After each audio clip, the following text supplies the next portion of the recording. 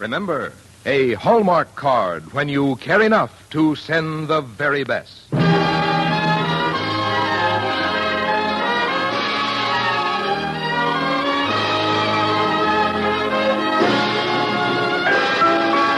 Tonight from Hollywood, the makers of Hallmark greeting cards bring you Barry Fitzgerald in Edward McSorley's Our Own Kind on the Hallmark Playhouse.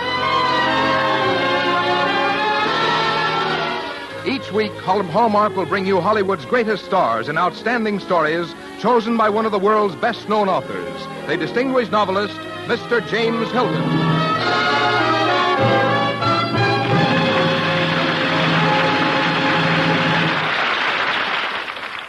Good evening, ladies and gentlemen. This is James Hilton. Tonight on our Hallmark Playhouse, we present a story ideally suited to the day, St. Patrick's Day. It is called Our Own Kind by Edward McSorley, and Mr. McSorley is evidently the man with experience to write it, for he has been at various times a farmer, a sailor, and a fisherman. And not only do we have this warm-hearted and appropriate story, but we are especially lucky to have in the starring part that superb Irish actor Barry Fitzgerald, a man whose genius I have admired ever since the days many years ago when I used to line up outside the Abbey Theatre in Dublin to see his wonderful performances in that famous, almost fabulous theatre. So here we are on St. Patrick's night, all ready to enjoy ourselves with Barry Fitzgerald in Edward McSorley's Our Own Kind. And now, Frank Goss, have you a word or two about Hallmark? There are Hallmark cards for every memorable occasion on your calendar. For birthdays, anniversaries, holidays. Yes, for a friendly greeting, a word of good cheer, an expression of sympathy. There is a Hallmark card that says just what you want to say, the way you want to say it. And that identifying Hallmark on the back, that says you cared enough to send the very best. Now, Hallmark Playhouse, presenting Edward McSorley's Our Own Kind, and starring Barry Fitzgerald.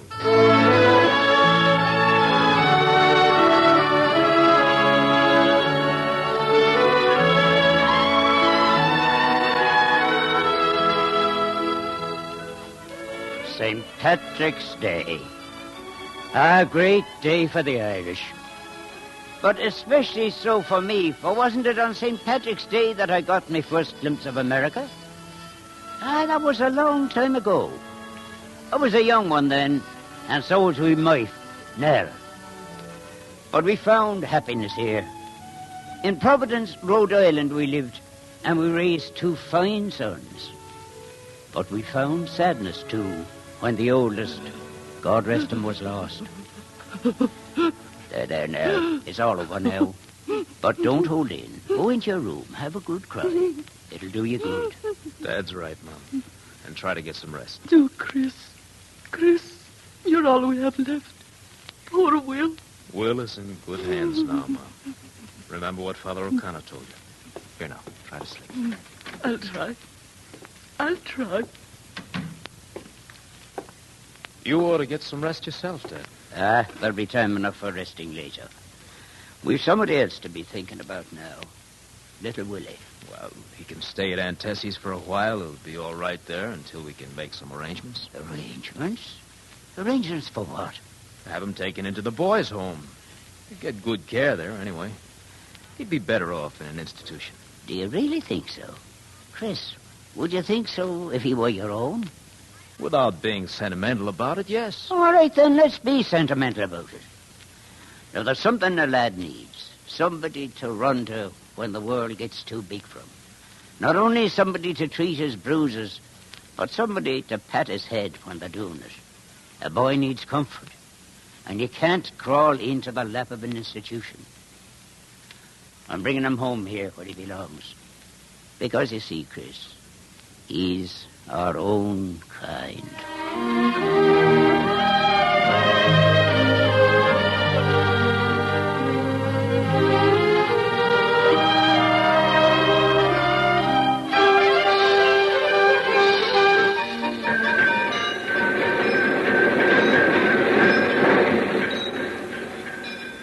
What's the matter with you, Ned? You've ruined them, old man. You're acting like it was your first day in the foundry. I'm sorry, Tim. I've got something on my mind. Little Willie again. How old is the boy now? He'll be 7 years old come October. I'll be glad when he's old enough to come to work, and then maybe you can forget about him. Well, he'll not be working here, so you needn't wait. He'll have reading and writing, and he'll not be a sod like his grandfather. Aye, and worse yet, like you. Oh, it's a sod I am, is it? At least I can read and write my own name, which is more than you can do. Oh, I'll tell them about that in the office. Maybe they'll make you president of the company. MacDermott, Lee, what's going on down here? Well, we were just reminiscing about old times. Well, talk on your own time. Yes, sir. A man can't even talk to his old friend. I don't mind for myself, Ned, but I don't like him yelling at you like that. If he wasn't off home, I'd go up and give him a taste of my shovel. Ah, never mind. A man's home is his own. Come over and have supper with us Sunday.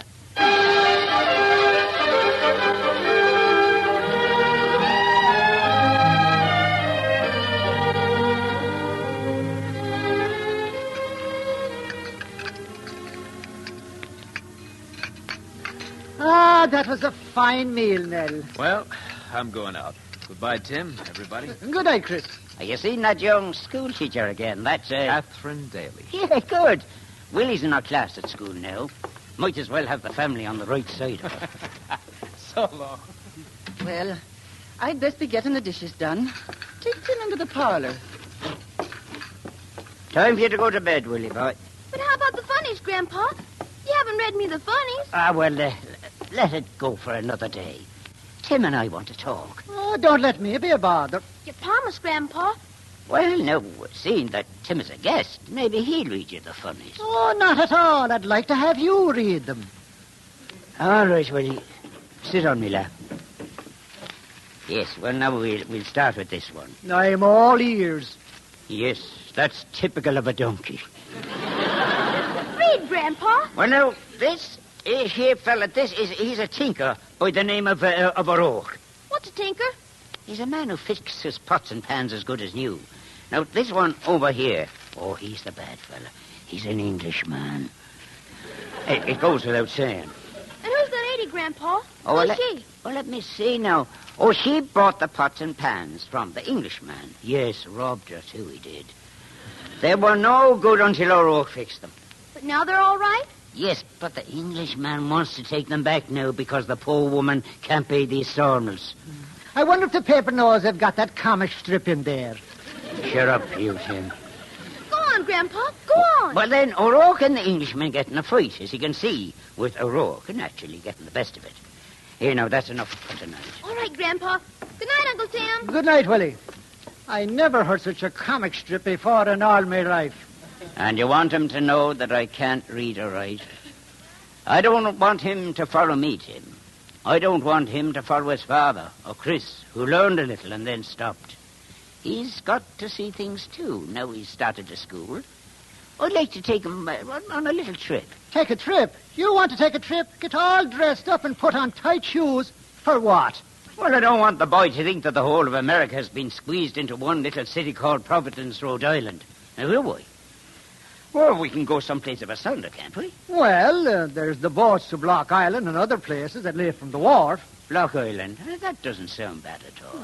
There's two boats that makes the trips. The Warwick and the Mount Hope. The Warwick's a bit slower, but it's a $50 cheaper. Well, then we'll take the Warwick. However, the captain of the Mount Hope is named O'Flaherty. O'Flaherty? Well, no, I think it's worth the extra $50 to ensure a man's life getting there safely. We'll take the Mount Hope.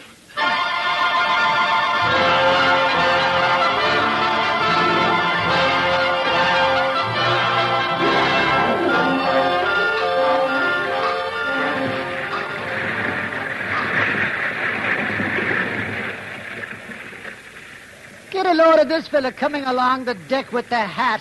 I haven't seen him do a lick of work since we left the dock. The purser, they call him. Look, Grandpa, over there. Yeah. Another boat. Yeah, look, pretty sight, isn't she? M-O-U.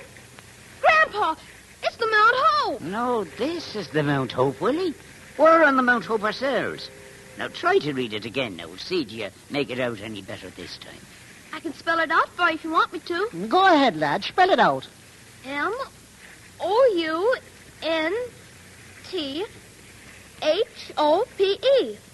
That says Mount Hope. Now, try again. Practice makes perfect, as you must say. Oh, good heavens, Ned, I believe the boy is right. It is the Mount Hope. And what kind of a dirty trick is this? Hey, you with the hat there. Is there anything wrong? Well, I'm none of your tricks. Now, what ship is this we're on? When we left the wharf, she was the Edgemont. She probably still is. Well, where's the Mount Hope, then? What's become of the Mount Hope? That's her alongside of us there. That's her, all right, Ned. Well, then where's Captain O'Flaherty? Who's he? He's the master of this vessel, that's who he is. There's no Captain O'Flaherty aboard this ship. The master's name is Reginald Crippingham, and we're bound for New London. Tim, we've been shanghaied.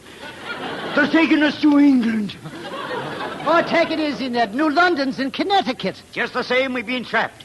Now, look here, you. I bought tickets for the Mount Hope this morning to go to Block Island. Here are me tickets. You can read what they say, can't you? Steamer Edgemont to New London, Connecticut. We don't go near Block Island. You bought your tickets at the wrong window. Don't you New London me. Your game is up. We're going to Block Island, and that'll be all of that. Not on this ship. And don't make any disturbance unless you want to see the inside of the New London jail. Oh, it's no use, Ned. He's right. Huh? Jail is it? If I was 30 years younger, I'd show that bucko. Now then, Willie, New London's nice enough. Just as good as Block Island. And there's ice cream to be had there. There's none at all on Block Island, you know. Ice cream, lad. Fancy that. Now, what makes you look so sad? You couldn't read it.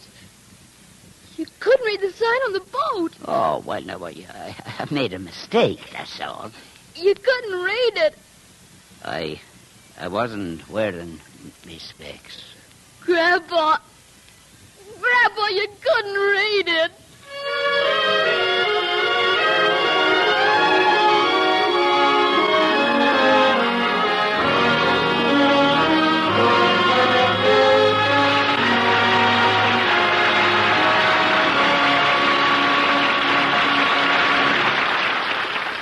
In a moment, James Hilton will return to present the second act of Our Own Kind, starring Barry Fitzgerald. On this friendliest of days, when old friendships are renewed, kept green and fresh as the fields of Kilkenny, I don't think it would be amiss to remind you that the charm of this day lies in the get-togetherness of it. Not only the Irish, but all America seems to become one happy family. But as Thoreau wrote back in 1843, nothing makes the earth seem so spacious as to have friends at a distance. Now, no one better understands that truth than those who make Hallmark cards. And because they understand your loneliness when you and your dear ones are separated, they offer you a way of bridging the miles, of keeping in touch with friendship cards. And you'll find Hallmark friendship cards always have a way of saying just what you want to say, the way you want to say it. It's a talent that those who make Hallmark cards have, like their talent for making cards that are top drawer in design, in materials, in the careful way they're put together. So when you choose your Hallmark cards, do as your friends will surely do. Look on the back for the hallmark that tells them you cared enough to send the very best. And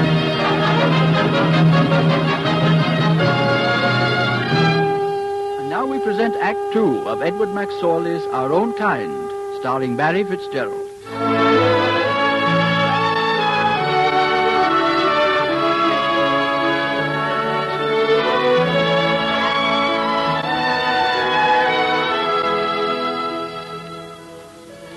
No, I couldn't read.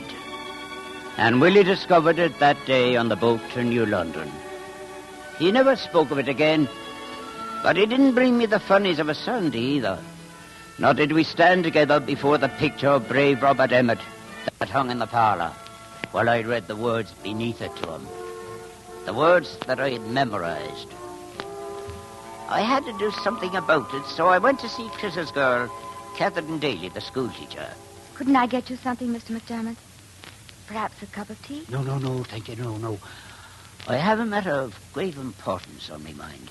About Willie? Yes, about Willie. I don't know what's gotten into the boy. He was my best student. I was certain he'd win the class medal, but lately... Yes, I know. It's all my fault. My fault for not being able to help him. Miss Daly, will you help him? Why, of course I will. What would you suggest? Well, maybe it'd be to help him, the boy, if he could teach me to read and write. You, Mr. McDermott? Yes, me. I'm asking you, please, girl, to teach an old man the ABC.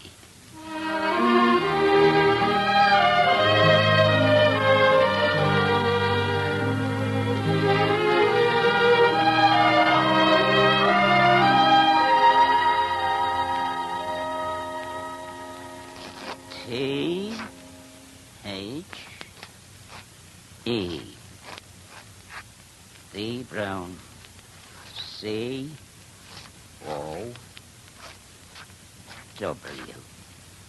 The brown cow. Just a minute.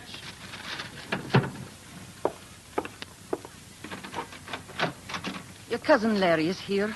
And what are you locking yourself up in this room for every blessed night? Supper's on the table. Hello, Ned. Well, I never expected to see you, laddie. I thought the whole police force would be resting up for the St. Patrick's Day parade tomorrow. I had some business over in this neighborhood, checking up on a few young boys who've been getting into some devilment. Oh, indeed. What sort of devilment? Come on, will you? Take a seat at the table. I'm not too hungry. Bunch of our lads here have been ganging up on kids from other parts of town. Sounds bad. Yes, and it's getting worse. A couple of days ago, they picked on an old man, called him names, and threw mud at him. Go on, Larry. Well, one of the kids is the McNally boy, Stevie. His parents will take care of him all right. But he won't tell who the others were. Grandpa, I don't feel too good. I don't want to eat. Can I go to bed, sir? Yes, Willie, you can go to bed. I'll be in later to say good night to you.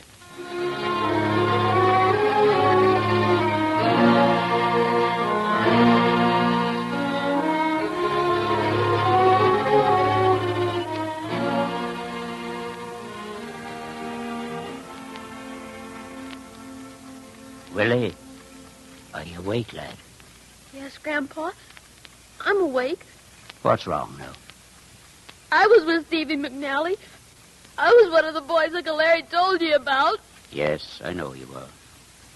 What made you do it? Stevie said foreigners had no right being over here. And because Stevie said that, you threw mud at an old man. They're not our own kind. You've always said we should stick to our own kind. No, that isn't the way I said it, Willie. Our own kind is the family, and the family sticks together. But outside of that, our own kind means all the people who are here in this country with us, working and building as we are. No matter where they come from or what they were before, they're our own kind now. You never told me that before. Well, I didn't think you needed it before. I'm an old man myself, Willie. But I could walk to any part of this town tomorrow, and none of the others would lift a hand to harm me. I won't do it again, Grandpa. Honest. I believe you, lad. Now, how about sitting out of bed for a minute? Okay. Yeah, there's some beef left over your grandmother put in the icebox, and a boy who ate no supper should be a good match for a sandwich. Sit here in the parlour by the coal stove. I'll get the sandwich.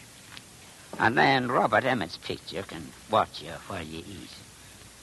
Been a long time since we read the words under the picture, hasn't it? Ah, look at him. Brave Emmett that the judges condemned for trying to set Ireland free. Will I read his words to you? If you want to. Well, it says here, when my country takes a place among the nations of the earth, then, and not till then, let my epitaph be written. Ah, fine words, aren't they? Yes, Grandpa. Shall we read them together, like we used to? You don't know how to read them. You memorized them. Grandma told me. Oh, she did she? Well, now, let's see if she's right. Now, the first word is when. That's W-H-E-N. When. I believe, isn't it? Huh? And then we'll skip on to the my and take country. C-O-U-N-T-R-Y. Grandpa, you can read. You can. Yeah, and what made you think I couldn't? But the day on the boat. Oh, I didn't have me specs, as I told you. Do you want to read it with me now? Oh, yes, yes. All right, just once through, though, because we have to be up early in the morning and get seats on the grandstand to watch the St. Patrick's Day parade. Now, here we go. When my country takes a place among the nations of the earth.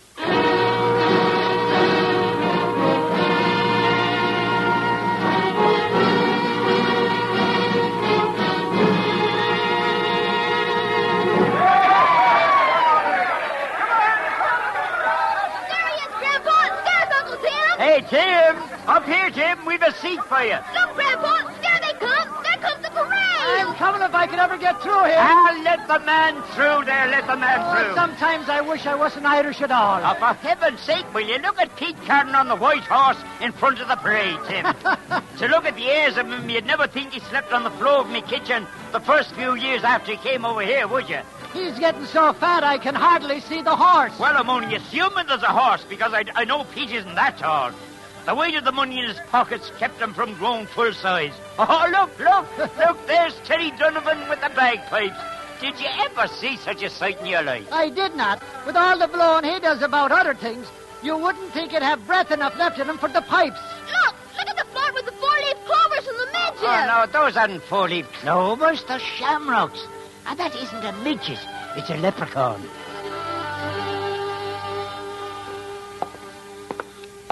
Well, that was quite a parade, wasn't it? Come on back to the house, Jim. Sure. Come along, Willie. But I was going to church, Grandpa. They're having a play. Catherine Daly, my teacher, is in it. A play? On a holy day? Does Father O'Connor know about it? Sure, he directed it. Oh, well, I suppose if he directed it, it must be all right, huh? They're going to do it twice. For the kids this afternoon, and you and Grandma can see it tonight. Ah, no, I'm not much of a one for plays. Run along and come home as soon as it's over.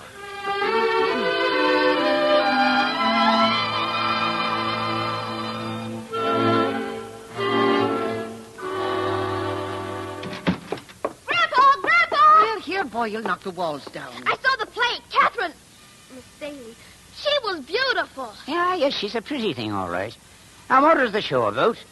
Dancers doing jigs or reels, I suppose, yeah? Oh, no. It was a play about a British landlord. The British landlord? In church. On St. Patrick's Day. The landlord was trying to drive the Irish tenants out of their houses because they wouldn't tell where their leader was hiding. He wanted to give the girl, that was Miss Daly, money if she would tell. You see, Jim? Sure, That's the way they work it. That's the way. They want to meet the girl turned informer, but she didn't. I'll bet she didn't. Did she, Willie? No. I knew it. Good girl. The leader, Roy, was her beau. She was hiding him. But the landlord went and got the British, and Roy escaped just before they came. You mean he ran away from them? Oh, what you want him to do? Stay and fight the whole British army? Well, what happened then, Willie? The British shot the poor man in the back, didn't they? No, but he got caught later when a spy named Murphy snitched on him. Murphy? Oh, that's the disgrace of the Irish. There's forever a traitor amongst them. Then the landlord offers to get Roy out of jail if Catherine will marry him. Ah, so that's his game. Well, you might as well get that right out of his mind. She'd never do it. Never in God's world. She didn't, did she? No. Roy escapes and he gets all the rebels. They drive the British out of Ireland. And Roy and Catherine get married. Mother, get your coat. Come on, Jim. Sure. Come on, where? To see the play. It's the greatest play you ever heard of.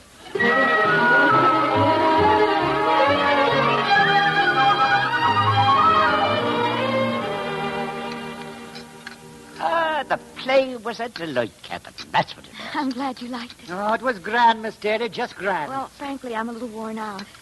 I better go, Chris. I'll get your coat. I hope you'll come again often, since I've got a hunch you'll be a member of the family soon. Oh, you're making the girl blush, Ned. Well, it's becoming to her, isn't it? I think I have some good news for you about Willie. He came to me after the show this afternoon and begged for a chance to get back into the class contest for the reading medal. And did you refuse him? No. I told him he'd have to make up some ground first. Did he say he would? Yes. He said you'd help him. Oh, I will. Are you ready, Catherine? Good night, everybody. Good night. Good Night.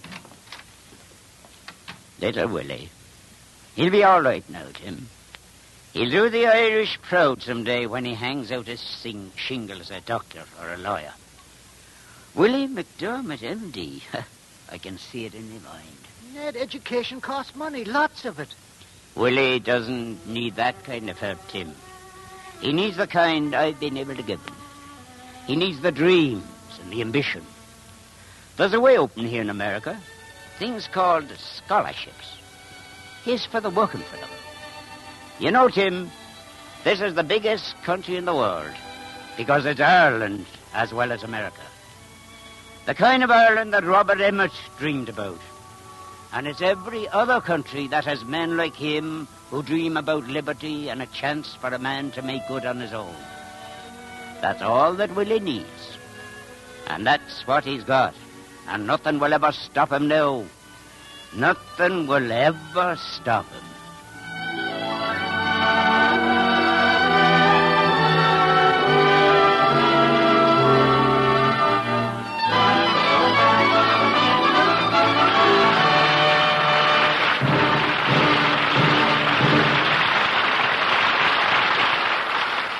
In a moment, James Hilton and Barry Fitzgerald will return.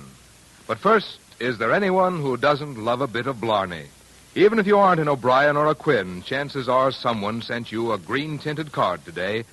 And didn't it please and flatter you to know that someone was thinking about you? Why not spread this same fond, sincere kind of thoughtfulness among those you care for? Send Hallmark friendship cards the year round. If you feel you haven't the gift for expressing what's in your mind, let the makers of Hallmark cards take care of that. Picture the pleased grins that would greet your Hallmark cards that simply say, hello, across the miles. To those old school pals you only see at class reunions, that favorite aunt you used to visit during vacations, remember? And gruff old Uncle Ben. How many years is it since he used to take you fishing? He was no softy, he would tell you. But it's strange how his glasses sort of cloud up about some things. Like having your card to let him know you haven't forgotten him. Yes, there's a host of dear ones who'd welcome a little affectionate greeting from you. The kind you'll find on the legions of Hallmark friendship cards. See them where you buy your Hallmark cards. Send them. You'll be glad you did. Here again is James Hilton. Wasn't our play tonight a grand way to close a grand day? A delightful story of one of the most admirable of all human traits, that of wanting your children to have something better than you had. And we also enjoyed the company of one of the most delightful personalities in the whole acting profession. A great actor, as you have heard, and a great Irishman. Thank you for being here, Barry Fitzgerald. Thank you, Mr. Hilton. And I'd like to thank Gilbert Barnett, who played my grandson, and Dick Ryan, who played Tim. I've really enjoyed myself. In fact, I like it here. Well, we're certainly glad you do. Well, I might change some of the decorating around here. I think I could stand a touch more green, around the place. And maybe I'd add a couple of more harps to that orchestra.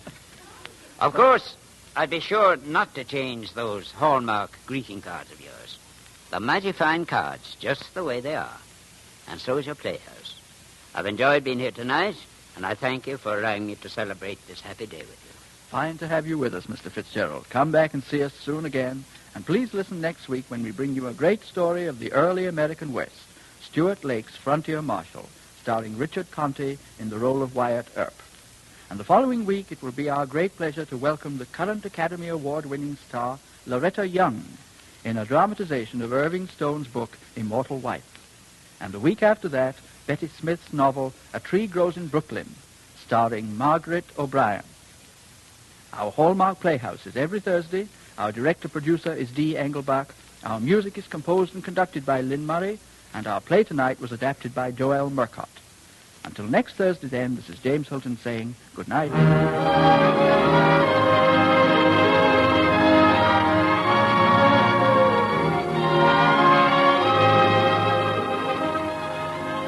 Look for Hallmark cards that are sold only in stores that have been carefully selected to give you expert and friendly service.